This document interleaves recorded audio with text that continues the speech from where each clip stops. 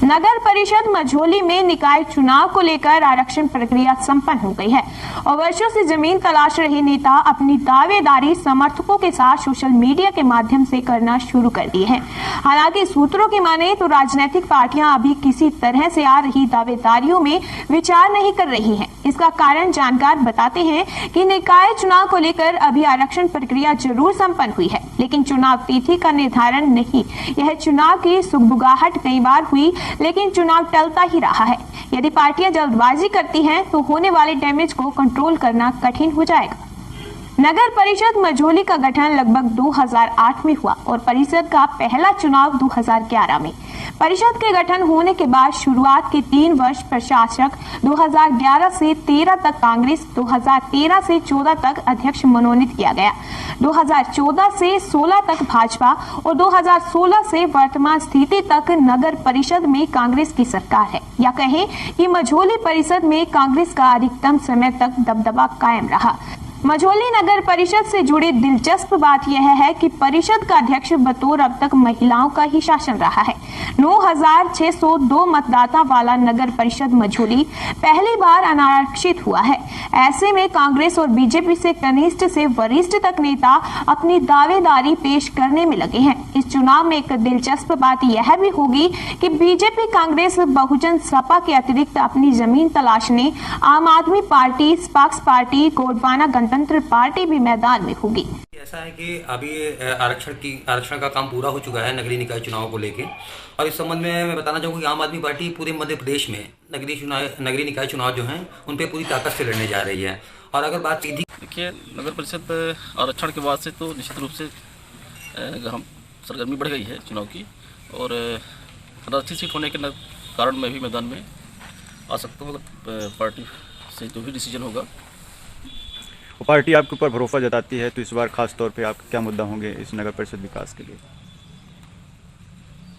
देखिए, मैं इसके पूर्व 5 साल में पार्षद रहा हूँ, और पिछले 5 साल मेरी श्रीमती जी नगर पंचायत की अध्यक्ष रही हैं, और जितना हो सका क्षेत्र में सारे वार्डों में निर्माण कार्य, विकास कार्य की बात रही हो, चाहे पेयजल योजना की बात रही हो, चाहे हैंडपम्प की बात रही हो, चाहे विद्युतीकरण की बात रही हो, चाहे अन्य हितग्राहीमूलक योजनाएँ रही हों, समुचित और पात्र व्यक्ति को उसका लाभ मिला है। और निश्चित रूप से मुझे विश्वास है कि संगठन मार्ग पर विश्वास जताएगा।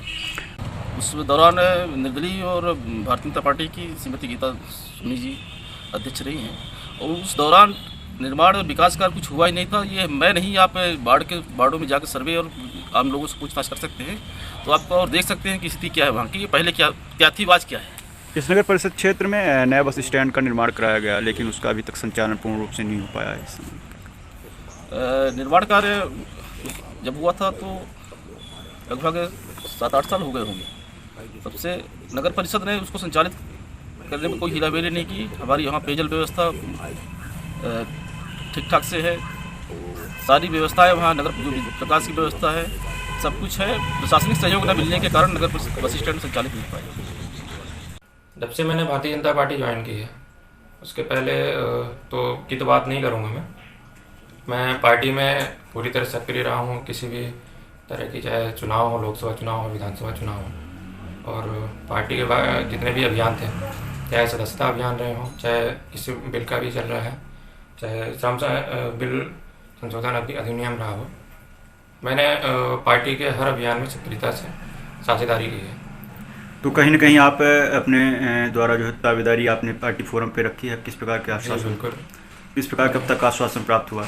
आश्वासन मुझे मिला है पूरी तरह से, क्योंकि सक्रियता मेरी हर तरह से रही है। जैसे अगर नगर परिषद की बात करें तो नगर परिषद में भी मैंने आवाज़, मतलब अभी जो अध्यक्ष हैं अपने रूबी विदेश सिंह, तो उनके भ्रष्टाचार के खिलाफ मैंने आवाज़ बुलंद की। पीएम आवास के खिलाफ हो, चाहे उनके स्वच्छता अभियान में हो, हर तरह से उनके खिलाफ मैंने आवाज़ बुलंद की। कलेक्टर साहब के पास मैंने शिकायत की, मुख्यमंत्री जी के पास तक मैंने शिकायत की।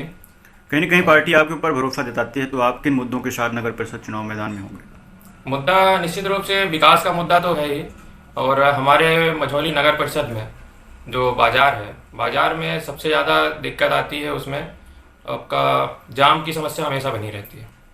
उसके लिए हमने कई बार प्रयास भी किया, नगर परिषद सीएमओ से बात की, और एसडीएम साहब से भी बात की। सबसे ज़रूरी तो एक तो पार्किंग है वहाँ पे जाम से निजात के लिए, और स्वच्छता का मुद्दा है, और सबसे मेन अभी जो मुद्दा चल रहा है आपका पीएम आवास में जिस तरह भ्रष्टाचार किया गया है। अपात्रों को तो ज़रूर आवास मिला है, लेकिन जिन लोगों के लिए योजनाएं सरकार ने लागू की थी, प्रधानमंत्री मोदी जी की जो सोच थी, तो उन लोगों को अभी तक वो वंचित रह गए, उन्हें आवास नहीं मिला है। तो मेरी ये कोशिश रहेगी कि सबसे पहले उन सभी वंचितों को, ज़रूरतमंदों को आवास दिलाया जाए। लेकिन कांग्रेस का कहना है कि भारतीय जनता पार्टी एक अपना आदत बना रखी है कि कांग्रेस के खिलाफ ही बोलना है और भ्रष्टाचार के आरोप लगाने हैं, लेकिन इसमें कोई सत्यता नहीं। इस संबंध में आप क्या कहेंगे? सत्यता तो जनता को ही मालूम है, उसके खिलाफ ऐसा नहीं है कि हम सिर्फ बोल रहे हैं, उसके खिलाफ प्रूफ भी था और वीडियो भी वायरल हुआ था। अपने जो अध्यक्ष हैं रूबी विदेश सिंह, उनके परम मित्र हैं रोहिणी गुप्ता जी, उन्होंने उनका पैसे मांगते हुए वीडियो वायरल हुआ था, और हर कोई उसके खिलाफ जनता ने भी आवाज़ बुलंद की है। ऐसा नहीं है कि सिर्फ हम ही बोल रहे हैं, ये जनता की आवाज़ है।